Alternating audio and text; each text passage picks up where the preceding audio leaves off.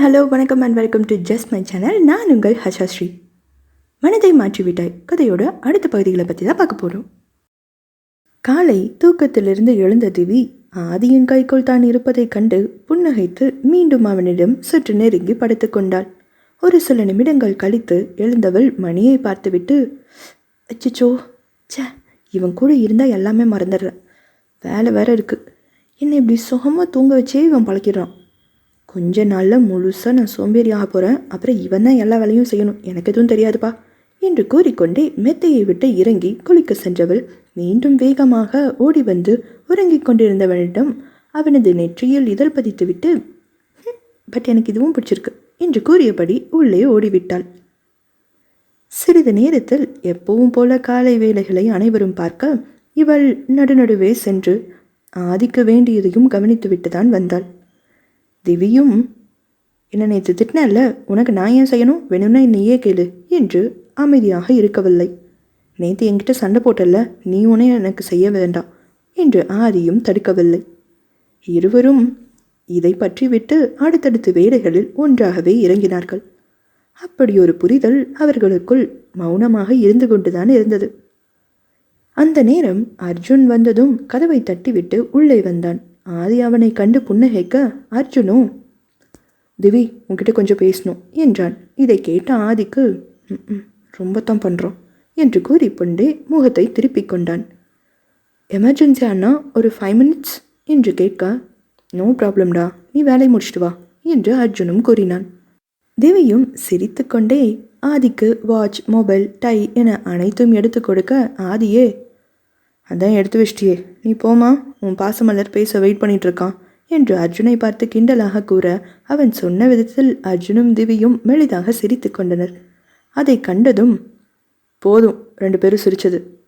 திவி, எனக்கு ஆஃபீஸில் கிளைண்ட் மீட்டிங் இருக்குது, சாப்பிட டைம் இல்லை, நான் கிளம்புறேன், மதியம் முடிஞ்சால் வரேன், இல்லை வெளியில் சாப்பிட்டுக்கிறேன், என்னென்ன அப்போ நான் கூப்பிட்டு உனக்கு சொல்கிறேன் என கூற, இவளும் சரி ஓகே ஆதி, பார்த்து அவசரம் இல்லாமல் போயிட்டு வாங்க, நான் அர்ஜுனண்ணா கிட்ட டிஃபன் கொடுத்து விடுறேன் என அவள் கூறியதும் இவனும் புன்னகைக்க, இவர்களின் இந்த இணக்கம் கண்ட அர்ஜுனுக்கு ஏனோ சற்று மனம் லேசானது. ஆதி அர்ஜுனிடம் திரும்பி, டேய் சீக்கிரம் பேசிட்டு ஆஃபீஸ் வந்து சேரு, 2 பேரும் பாசத்தில் மூழ்கிடாதீங்க. இதை கேட்ட அர்ஜுனும், உனக்கு தாண்டா கால், எனக்கு இல்லை, சைட் வேலை மட்டும்தான், ஸோ நீ மீட்டிங்க்கு போ, நான் பொறுமையாக வருவேன் என்று கராராக பேசிவிட்டு முகத்தை திருப்பிக் கொள்ள ஆதிக்கு சிரிப்பு வந்தது. திவியிடம் திரும்பியவன், நான் என் மேலே தப்ப வச்சுக்கிட்டு திட்டினா கூட என்கிட்ட வந்து பேசுகிறவன் இன்னைக்கு உனக்காக சண்டை போட்டு என்கிட்ட மூஞ்சி தூக்கிட்டு இருக்கான் பாரு, ஒரிஜினல் அண்ணாவாவே மாறிட்டான் போல என்று குறையாக கேட்க, ஆனால் அதில் சிறிது பெருமையும் மகிழ்ச்சியும் உள்ளே இருந்தது. அதை கண்டு கொண்ட திவியும், சும்மா கண்ணு வைக்காதுங்க, நீங்கள் கிளம்புங்க என்று சிரித்து கொண்டே அனுப்பி வைத்தாள். ஆதி அங்கிருந்து சென்ற பின் அர்ஜுனும் திவியும் பால்கனிக்கு சென்றனர். அர்ஜுன் விசாரித்தான், நேற்று ஃபோன் பேசவே என்ன அப்படி ஒரு கோபம், அவங்ககிட்ட சண்டை போட்டியா, ஃபோனை கட் பண்ணிட்டு போனி, பின்ன கோபம் வராமல் அவர் எப்படி அண்ணா உங்களை அப்படிலாம் பேசலாம், உங்கள் ஃப்ரெண்ட்ஷிப்பை மறந்துட்டு எப்படி அவர் அந்த மாதிரி வார்த்தைலாம் கேட்கலாம் என்று நேற்று இருந்த அதே கோபத்தில் இவளும் இப்போது விவாதிக்க நடந்த அனைத்தையும் கூறி முடித்தாள். பெருமூச்சுடன் அர்ஜுனும், ஒரு சத்தியத்தை பண்ணிட்டு நீ பண்ணி வச்சிருக்கிற பிரச்சனை இருக்கே, இதில் அன்னைக்கே அண்ணா இதெல்லாம் ஆதி ஃபேமிலி, எங்கள் ஃபேமிலி, யார்கிட்டையும் நீங்களும் சொல்லக்கூடாது, வீணாக எல்லாரும் சங்கடப்படுவாங்க, நாம் ஆதிக்கிட்ட மட்டும் சொல்லிக்கலாம் இப்படின்னு என்கிட்டையும் வேற கேட்டு சத்தியம் வாங்கியாச்சு. சரி, நான் யார்கிட்டையும் சொல்லலைன்னு சொல்லியும் உங்களை பார்த்தா நம்ப முடியலன்னா என் மேலே ப்ராமிஸ் பண்ணுங்கள், சத்தியத்தை மீறினா போய் ப்ராமிஸ் பண்ணால் அப்புறம் எனக்கு ஏதாவது ஆயிடும்னு சொல்லி பிளாக்மெயில் வேற பண்ணி வச்சுருக்க, யானும் யார்கிட்டையும் சொல்ல முடியாதான், உன்னை நம்பி நானும் சத்தியம் பண்ண பாரு, என்ன சொல்லணும் என்று அர்ஜுன் இப்போது சலித்து கொள்ள, என்ன அண்ணா அப்போ நீங்களும் என்னை நம்பக்கூடாதுன்னு சொல்கிறீங்களா என்று திவி பாவமாக கேட்க, திவி விளாடாத, இப்படி பாவமாக முகத்தை வச்சு எல்லா சட்டையும் நீ பண்ணிடுற, இதில் நம்ப மாட்டீங்களா அண்ணான்னு கேள்வி வேற, எல்லாரும் உன் மேலே கோபமாக இருக்காங்க திவிமா, தப்பாக நினைக்கிறாங்களேன்னு நானே என்ன பண்ணுறதுன்னு புரியாமல் இருக்கேன், இதில் இப்போ தான் இந்த ஆதி வேற இம்சை பண்ணுறான், நீ சொன்ன மாதிரி அவனும் அரலூசு தான் என்று ஆதங்கமாக கூற முகத்தை சுருக்கி பார்த்தவள், அண்ணா ப்ளீஸ் ஆதியை திட்டாதீங்க, அவர் ரொம்ப ஸ்வீட், ரொம்ப லவ்விங், இப்போ கூட காரணமே தெரியாட்டியும் அவர் என்ன நம்மளன்னு சொல்லலையேனா எனக்காக தானே யோசிக்கிறாரு. நான் அவருக்கு நிக்நேம் தான் வச்சேன். பட் நீங்கள் எப்படி அதை திட்டுறதுக்கெல்லாம் யூஸ் பண்ணலாம் என்று இவள் சண்டைக்கு வர இவள் செயலில் வாய் விட்டு சிரித்தான் அர்ஜுன். புருஷனுக்கும் பொண்டாட்டிக்கும் இதில் நல்லா பொருந்தும் போ. உங்களுக்காக அவன்கிட்ட பேச போனால் அவன் என்ன திட்டுறான், உன்கிட்ட பேசும்போது நீயும் என்ன தான் திட்டுற. எப்படியோ 2 பேரும் சந்தோஷமாக இருந்தால் சரி. அதெல்லாம் இருக்கட்டும், அவங்கிட்டையும் சொல்லாமல் எப்படி இந்த பிரச்சனையை நீ சமாளிக்கிறது?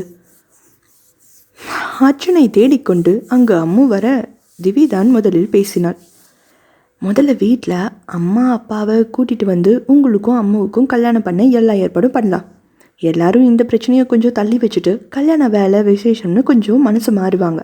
அதுக்குள்ளே எப்படியாவது எல்லாரையும் கொஞ்சம் கொஞ்சமாக கரெக்ட் பண்ணி என் மேலே இருக்கிற கோபம் கொஞ்சம் குறையிற மாதிரி, முடிஞ்சால் பழைய மாதிரி என்கிட்ட க்ளோஸாக பேசுகிற மாதிரி பண்ணிடுறேன். எல்லாரும் என்கிட்ட கொஞ்சம் நல்லபடியாக பேசிட்டாலே ஆதி கொஞ்சம் இறங்கி வந்து பொறுமையாக நான் சொல்கிறத கேட்பாரு. அப்பா அவர்கிட்ட நான் சொத்து விஷயமா பேசினேன் எல்லாத்தையுமே தெளிவாக சொல்லிடுறேன். கண்டிப்பாக அவரும் அதுக்கப்புறம் எல்லாத்தையும் புரிஞ்சுக்கிட்டு மற்றவங்கள சமாளிச்சிருவாரு. திஸ் இஸ் த பிளான், ஓகேவாண்ணா? இதை கேட்ட அர்ஜுனும், நீ சொல்கிறத தான் கேட்டாகணும். எனக்கு வேற வழி. என்ன தான் முழுசாக லாக் பண்ணி வச்சிருக்கியே, நல்லா பிளாக்மெயில் பண்ண இப்படி பிளான் போட மட்டும் தெரிஞ்சு வச்சிருக்க என்று அவனும் முகத்தை கோபமாக வைத்துக்கொள்ள அவளும் சிரித்து கொண்டே இருவரும் பேசிவிட்டு கீழே வந்தனர். இதை கேட்ட அம்முவுக்கு, அர்ஜுனை இவ எதில் பிளாக்மெயில் பண்ணிவிப்பா, அவர் ஏன் இவ சொல்கிறத கேட்குறாரு என அர்ஜுன் மேல் சந்தேகமில்லை. எனினும் திவியின் இப்போதைய பேச்சு செயல் எல்லாத்துக்கும் வேறு அர்த்தம் பார்க்கும் மனநிலையில் அம்மு இருந்ததால் இதையும் தவறாகவே புரிந்து கொண்டாள். ஆனால் அவள் யாரிடமும் இதை சொல்லி பிரச்சனையை பெரிதாக்க வேண்டாம் என்று அமைதியாக வைத்துக்கொண்டு தனக்குள்ளேயே குழப்ப ஆரம்பித்து விட்டாள். பின் அனைவரும் அவரவர் வேலைகளில் மூழ்கிவிட மாலையில் அர்ஜுனின் அம்மா அப்பாவுடன் வர கல்யாண தேதியை குறித்து விடலாம் என்று கேட்டதும் மகிழ்வுடன் அனைவரும் இருந்தனர். மல்லிகா அனுவை அழைத்து திவியின் வீட்டு ஆளுகளையும் அழைத்து கொண்டு வர சொன்னார். அவர்களும் வந்த பின் ஏனோ அனைவரும் ஒன்றாக மீண்டும் பார்க்க சற்று மகிழ்ச்சியாக இருந்தது. ஆனால் யாரும் திவியை கண்டுகொள்ளவே இல்லை. ஆதிக்கும் அது சற்று மன வருத்தமாகத்தான் இருந்தது. தெளிவாக ஆதி திவி கல்யாணம் பற்றி மட்டும் பேசுவதை தவிர்த்து மற்ற விஷயங்களை பேசியதே நல்லது என்று தோன்றியது திவிக்கு. அந்த நேரம் அங்கே வந்த ஈஸ்வரி திவி ஜூஸ் எடுத்து வருவதை பார்த்து எப்பவும் போல பழைய மாதிரி பேச்சுக்களை ஆரம்பித்தார். மல்லிகாவும், பாருங்க, இதில் வருத்தப்பட எதுவும் இல்லை. ஆதிக்கும் திவிக்கும் முன்னாடியே பேசி வச்சது தானே. யாரும் இல்லாமல் கல்யாணம் பண்ணாலும் இப்போ என்ன, வாழ போகிறது அவங்க 2 பேரும் தான். நாம் திரும்ப திரும்ப பேசுகிறதால ஏதாவது மாறப்போகுதா என்ன? திவி சொத்துக்காக பழகுனா இதுவரைக்கும் அவளால் எதுவும் பிரச்சனை வரல அப்படின்னு அவள் சொல்லியிருக்கா, அதுதானே? இதுக்கு மேலேயும் வராதுன்னு நம்பிக்கை எங்களுக்கு இருக்குது. அவன் நல்லவ தான். ஏதோ ஒரு காரணத்துக்காக தான் அந்த மாதிரி பேசியிருப்பான்னு நிரூபிக்காதது மாதிரியே அவள் மேலே இருக்கிற பழியும் முழுசாக இன்னும் நிரூபிக்கலை. அவள் எந்த சொத்தையும் யார்கிட்ட இருந்தும் பிடுங்கிட்டு போகலை. அதனால் சும்மா அவளை வச்சு குறை சொல்கிறத இதோட நிறுத்திடுங்க. அதுவும் இல்லாமல் இது என் பையனோட கல்யாணத்துக்கு பேசுகிற விஷயம். இதில் தேவையில்லாமல் மற்ற விஷயத்த பேசி எல்லாரையும் சண்டை போட்டுக்கிறதா இருந்தால் அதை நானும் விரும்ப மாட்டேன். அன்னைக்கு சொன்னதே தான் இன்றைக்கும். தேவியும் எனக்கு பொண்ணு மாதிரி தான். அர்ஜுனுக்கு தங்கச்சியாக இருந்து எல்லாமே அவள் தான் செய்ய போகிறா. இதுதான் எங்கள் முடிவு. இதே மாதிரி அவளை ஒவ்வொன்றுக்கும் நீங்கள் எல்லாரும் குறை சொல்லிக்கிட்டே இருக்கிறத நாங்கள் விரும்ப மாட்டோம். அர்ஜுனு தான் அதில் விருப்பம் இல்லைன்னு சொல்லுவோம். எல்லாருக்கும் நான் சொல்கிறது புரியும்னு நினைக்கிறேன். ஆதியோட மனைவியை நீங்கள் எப்படி பார்ப்பீங்க நடத்துவீங்கன்னு நான் கேட்க மாட்டேன். ஆனால் என் பொண்ணை என் பையனோட கல்யாணத்தில் இப்படி தான் நடத்தணும், அவளுக்கு ஒரு இடம் மதிப்பு இருக்கணும்னு நாங்கள் எதிர்பார்க்கலாம் தானே. அதில் ஏதாவது தப்பு இருக்கா சம்மந்தி என்று அனைவருக்கும் பதில் கூறிவிட்டு நேருக்கு நேர் அவருக்கு இறுதியாக கேட்டதும் சேகரும் சந்திரமதியும் எதுவும் கூறும் வழியின்றி, இல்லைங்க சம்மந்தி, கண்டிப்பாக இல்லை. உங்கள் பொண்ணை இந்த கல்யாணத்தில் எந்த குறையும் இல்லாமல் நாங்கள் நடத்துவோம் என்று சேகர் கூட மல்லிகாவும், ரொம்ப சந்தோஷம் திவி, எல்லாருக்கும் ஜூஸ் கொண்டுமா என்று கூறியதும் அனைவரும் இப்போது எதுவும் கூறாமல் எடுத்துக்கொண்டனர். அவளிடம் பாராமுகம் காட்டுவதை மட்டும் நிறுத்தவில்லை. ஆனால் வெளிப்படையாக எதுவும் கூறவும் இல்லை. மல்லிகாவிடம் வந்த திவி, தேங்க்ஸ்மா என்று மெதுவாக கூற அவள் தலையை வருடிவிட்டு, எல்லாமே நல்லதாக நடக்குண்டா என்று ஆறுதலாக கூறினார். பின் அனைவரும் இன்னும் 1 மாதத்தில் திருமணம் வைக்க நாள் பார்த்து குறித்தனர். கிளம்பும்போது திவியை அழைத்த மல்லிகா, அர்ஜுன் எல்லாத்தையுமே என்கிட்ட சொன்னாம்மா, உன் நல்ல மனசுக்கு நல்லதாகவே நடக்கும். அவள் வேகமாக திரும்பி அர்ஜுனை பார்க்க மல்லிகா சிரித்து கொண்டே, அவனும் சத்தியம் பண்ணதை மீறல. உங்கள் வீட்லேயும் ஆதி வீட்லேயும் தான் யார்கிட்டையும் சொல்லக்கூடாதுன்னு நீயும் சொல்லியிருக்க, என்கிட்ட இல்லைல்ல என்று கேட்டுவிட திவியும் இப்போது சிரித்து விட்டாள். அர்ஜுனும் ரொம்ப வருத்தப்பட்டாம்மா, அதான் விஷயத்தை கேட்டதும் மனசில் வச்சுக்க முடியாமல் எல்லாத்தையுமே என்கிட்ட சொல்லிட்டான் போல என்று அவர்களுக்குள் பேச்சுவார்த்தை நடந்ததை இவரிடம் கூற, பின் சற்று நேரம் பேசிவிட்டு கிளம்பினர். சாப்பிட்டு விட்டு மற்றவர்கள் படுக்க சென்றனர். அறைக்கு வந்த திவி மிகவும் மகிழ்ச்சியுடன் ஆதியிடம் வந்து அமர்ந்தாள். அவன் லேப்டாப்பை பார்த்து கொண்டிருக்க, என்ன பண்ணுறீங்க ஆதி, இனிமேல் கல்யாண வேலையெல்லாம் இருக்குது, ஒழுங்காக சாப்பிட்டு சீக்கிரம் தூங்கி அந்த வேலையை பார்க்கணும், இன்னும் இதோடவே உட்கார்ந்துட்டுருக்கீங்க என்றதும் அவனும் அதை எடுத்து ஓரங்கட்டி வைத்துவிட்டு புன்னகையுடனே இவளை பார்த்தான். அர்ஜுன் அம்மு இவர்களின் கல்யாணம் பற்றி என்னென்ன வாங்க வேண்டும், என்னென்ன செய்ய வேண்டும் என்று பட்டியலிட்டு விட்டு, நாளையிலேருந்து நிறையா வேலை இருக்கும், எல்லாத்தையும் நாம் தான் முன்னாடி நின்று பார்க்கணும், எல்லாரும் நல்லா என்ஜாய் பண்ணட்டும், எதுவுமே குறையே சொல்லிடக்கூடாது, நம்ம கல்யாணத்தில் அவங்களுக்கு கிடைக்காத சந்தோஷம் இதில் கண்டிப்பாக கிடைக்கணும் என அவள் உணர்ச்சி வேகத்தில் சொல்ல, பின்பே ஆதியை பார்த்தாள். அவனும் இதை கேட்டு அமைதியாகிவிட இவளுக்கும் சற்று சங்கடமாக இருந்தது. பின் எதுவும் கூறாமல், தூங்கலாம் ஆதி, காலையில் சீக்கிரம் எந்திரிக்கணும் என்று கேட்டுவிட அவனும் சரி என்று கூறி இருவரும் அமைதியாக படுத்து கொண்டனர். ஆதிக்கோ மனதில், இவளும் தான் எங்கள் கல்யாணத்தை எவ்வளோ எதிர்பார்த்துருப்பா, எதுவுமே நடக்காமல் போயிடுச்சு, இப்போ வரைக்கும் அதை பற்றி என்கிட்ட குறையா ஒரு வார்த்தை கூட சொல்லவே இல்லை, அன்னைக்கும் கூட மற்றவங்களுக்கு கஷ்டமாக இருக்குன்னு சொன்னான், அதுவும் அவங்கெல்லாம் தப்பாக புரிஞ்சுக்கிட்டு திட்டினதால்.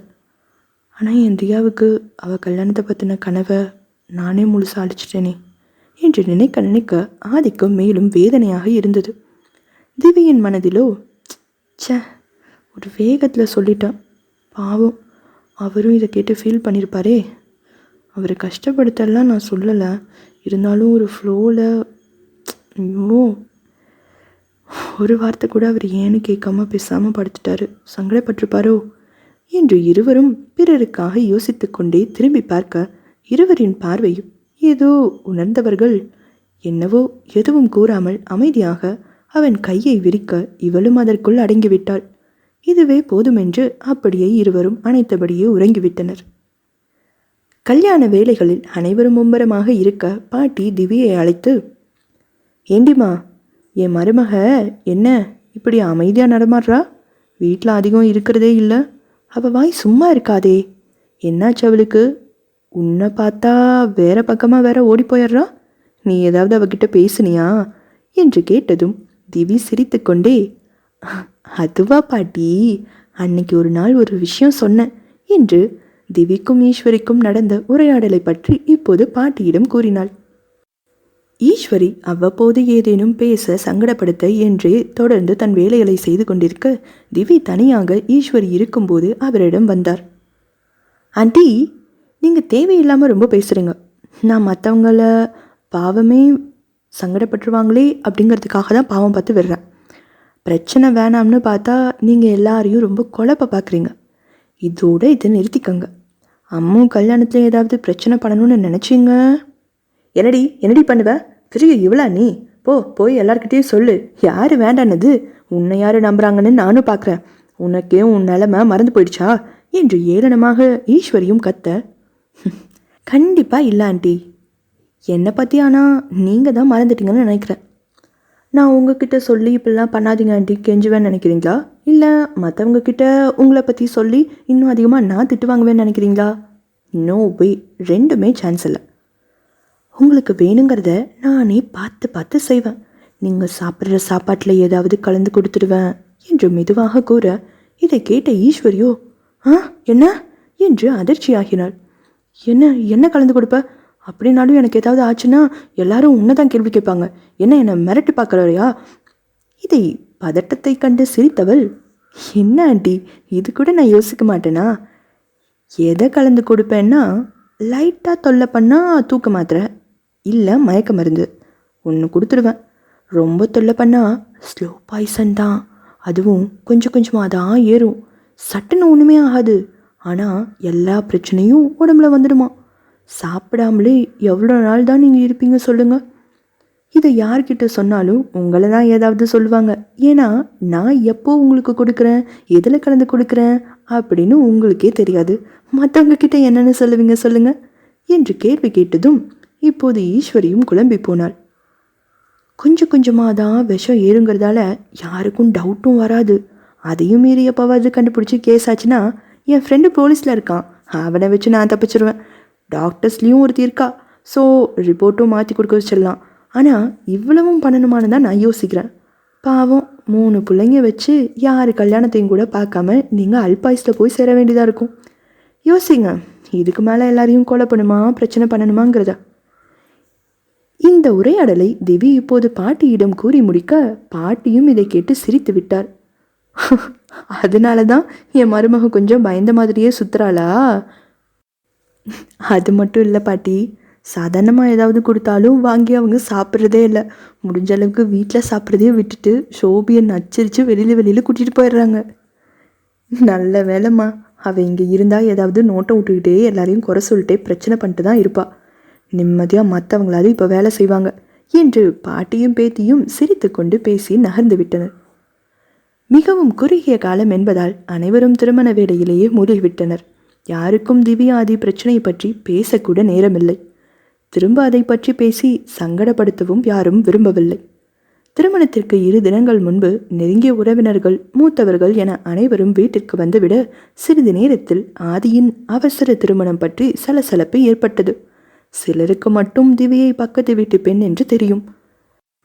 அம்மு, அனு இருவரும் பதட்டமாக சமையலறைக்குள் வர சந்திரமதி, பாட்டி அனைவரும் என்னவென்று விசாரித்தனர். அம்மா, ராஜேஸ்வரி அத்தை வந்திருக்காங்க. மற்றவங்க எல்லாம் பேசினதை வச்சு ஆதி அண்ணா கல்யாணம் சொல்லாமல் பண்ணிட்டோம்னு கொஞ்சம் கோபமாக இருக்காங்கம்மா என்றதும் மதியும் அவங்களா என்று சற்று தயங்கியபடி நின்றார். இதை கேட்ட பாட்டியோ, எதுக்கு இவ்வளோ பதட்டம்?